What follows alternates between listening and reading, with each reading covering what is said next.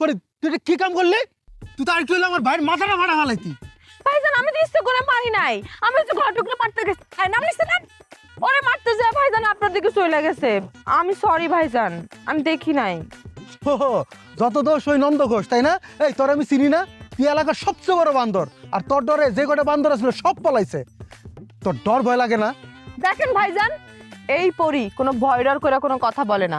আমি আপনারা কইছি না যে আমি দেখি না, এরপরে যদি আপনি মনে করে থাকেন যে আমি ইচ্ছে করে মারছি, তাহলে আমি ইচ্ছে করে মারছি। তারপরও তো আমি আপনার সরি কইছি না। এখন আপনি মাফ করতে মন চাইলে করেন, নাইলে না করেন।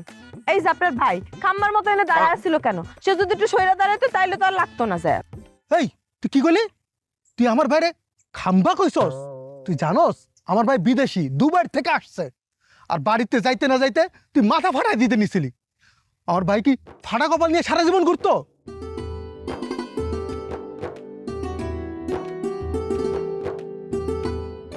এই চুপ করে দাঁড়াইছিস কেন? মাথা খারাপ হয়ে গেল নাকি?